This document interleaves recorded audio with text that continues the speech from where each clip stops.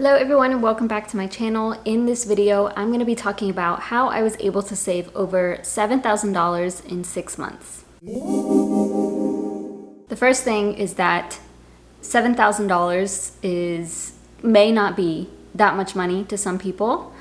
It may be on the other spectrum as well, where $7,000 is a lot of money to people in 6 months. But for me, I will say that saving up $7,000 during this time period has been new for me and is a big accomplishment. During the last 6 months, I probably have saved more than $7,000, probably closer to $10,000. I do have more saved than $7,000, but I specifically saved over $7,000 for one thing, and that is my student loan debt. And I'm just saving that money for the time being while they're in forbearance. So yes, that has been my main focus for the last few months, and I have never done this before, so I wanted to make a video on how I was able to save this much in a short amount of time, at least for me.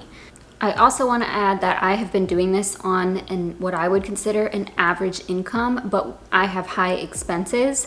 So I make from my full-time job about $65,000. Obviously a large chunk of that goes to taxes.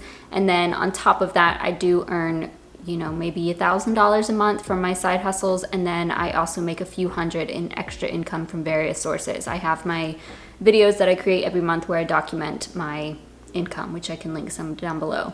Definitely don't consider myself a high income earner, especially considering that I have higher expenses. So I do live on my own in a quote unquote luxury apartment, and this does cost me, in total with everything, $1,500 to $1,600 a month.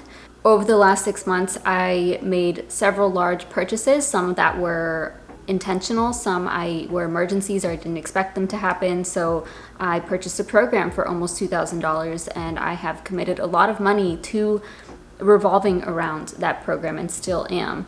I've had a couple of health things pop up for me this year, which is very new to me, and I've had 2 surgeries that also were unexpected, and I didn't have to pay too much for those surgeries, thank goodness, but with everything, including going to the doctor visits before and after, and even still visiting holistic doctors, I've spent, a couple of thousand at this point on all of that. I went on a trip, which was unexpected. I know that's like a pleasure thing, but I did spend quite a bit of money on that. And then my dog had surgery. And of course, that is never expected either. So I know $65,000 to like $85,000 salary can sound like a lot of money. That like gross salary can sound like a lot of money to a lot of people. But considering that, I feel like I have a decent salary, but higher expenses. So I am proud of this accomplishment, but let's go ahead and get into the few things that allowed me to save over $7,000 in 6 months. The first thing is that I paid off debt. And I know that this is something that people may not want to hear, but I do think it's important. So this being able to save a large chunk of money in a shorter amount of time took time to get here even. So even for me to get to this point where I can put a couple of $1,000s aside every single month took years of dedication by paying off my debt. There is no secret to saving money. You need to decrease your spending, increase your income, and continue to further that gap. So if you're watching this today and your income is very low or your spending is very high, or one or the other, then understand that you probably cannot save thousands of dollars within a short period of time, just because that's how it is. I was not able to do this several years ago, because I had to pay for a car, I had to pay for credit cards, I had to pay all my other debts and student loans, etc. So I am not completely debt-free yet, but this money that I'm saving is for my student loan debt, which is the last of it. But not having a car payment, which for me was almost $400 a month, not having credit card payments that can add up to a couple of hundred for people, possibly even a few hundred, just based off of the minimum payments, plus the interest adding on every single day for these things. When you pay them off, those are no longer part of your spending, and you can make up for that gap by saving it. So instead of me putting $383 minimum to my car, I'm now able to add that to my savings. Number two is that I increased my income. So going along with that, as I said, you need to decrease your spending, increase your income. That's it. That is the magic formula, I guess you could say. And that is what I have done. So again, this isn't something that just happens overnight. I mean, it could if you go and switch to a higher paying job, absolutely. But I did not switch careers during this journey. However, I have been consistent and dedicated to my side hustles for years, and it's finally paying off. So I've been able to increase my side hustle income to over $1,000 every month, which the bulk of it I reinvest back into everything that I'm doing online, but I also save that money. So I did put in the effort to increase my income. The other thing going along with that is you could ask for a raise if that is a fit for you. However, I am not able to do that with my current position. It is based off of a pay scale. So what I make is what I make. The only thing I can do is make sure that I get my raise every single year at the right time. And I definitely stay on top of that. So I go to my admin people and I make sure that all the documentation is submitted, and I keep emailing until everything is set in stone, because I don't want to delay it by a month, and I just want to make sure that I absolutely get it that year. So when I get a raise at work, which since I started this career, it's every June, I get a raise of like $2,500 to $3,000 in the year. So it's just a couple of hundred extra per month. To me, that's not that much money. I know it's great. Of course, I appreciate any increase in my income, but I'm making more of an increase by working on my side hustles. So I just act like I don't get that raise. I act like these side hustles aren't even coming to me like that. It all just goes to savings. So whenever I get an increase in my income, I just pretend nothing has happened.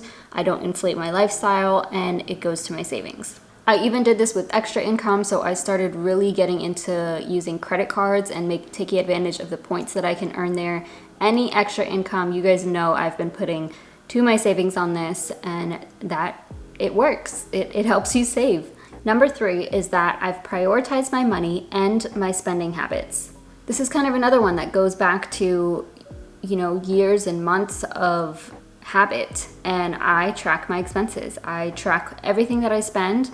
I keep a budget. You guys obviously know that. If you watch my channel, then you would see every single thing about my finances, because I pay attention to all of it. I don't find this to be a bad thing. I find it quite fun. I find it helpful for me, and I am going to continue doing that because it allows me to stay on top of things. Money isn't leaking out of holes that I don't know about.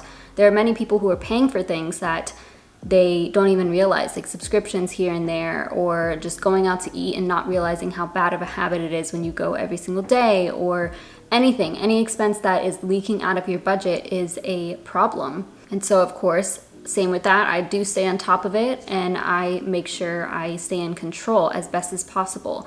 Of course, there are times that I go over budget. You guys see this almost every single month. I go over budget in one category or another, and that's okay, but I'm very aware of where my money is going, and that is very important. I'm definitely not going way above and beyond what I should be spending. Another thing with that is, for the most part, I'm very intentional about my spending. I am very aware of what purchases will add value to my life and make me feel happier. So yeah, there may have been purchases even this year that I absolutely did not need, but for the most part, they added value to my life, or they increased my happiness. So I think it's just important about being intentional with where you're spending money. You definitely don't have to restrict yourself completely. I'm definitely open with spending money, especially if it's on experiences or something that I'm really going to cherish later, or even if I purchase clothes or something, I really, really want these clothes. So just keep that in mind next time you are spending money.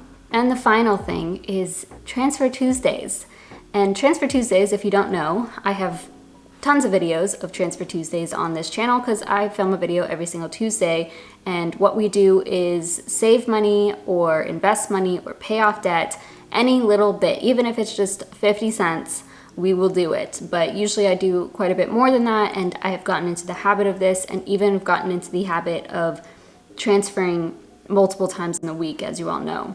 This was not my idea, the Transfer Tuesday. That came from Mary from Pennies Not Perfection. I can link her down below, by the way. And she really inspired me to start the Transfer Tuesdays. I believe I started last October 2020, and it has made a world of a difference for me. My mindset around money has greatly improved. I believe I was able to pay off more debt and save more money because of it, because you're paying even more attention to your money and making sure you're doing at least something every single week. And it feels really good to do it every week, but also to challenge yourself to do more. So I do think that played a huge role. I'm not sure if I didn't join in the Transfer Tuesdays, would I have saved as much? I'm honestly not sure, because the habit that I was in before in regards to paying off debt or saving money was doing it in 1 or 2 chunks in the month. And when you do that, that allows you to keep more money in your checking account, which is perfectly fine if you want to do that. But if you're keeping more money in your checking account, you're probably more likely to spend it, just depending on your personality. And it just feels a lot better to have that win every single week and get rid of that money so that you cannot spend it on things you don't need. Of course, there are other small things in life that have allowed me to save this amount of money in 6 months, but I wanted to just share the 4 top things that I think really made a difference for me. And I know that some of it may not be achievable for you right now, if that's what you're thinking, but it will be. Just keep sticking to this, because I was in a point before where I definitely could not save this amount of money in 6 months. And now that I'm able to do it, I know that I can keep on doing better. It is such a relief to have money saved. It is a great feeling to have this money saved, and I highly encourage you to continue on your journey wherever you're at. That's gonna wrap it up for this video. Thank you all so much for watching. Please give this video a thumbs up. It really supports my channel, and I'll see you in my next video.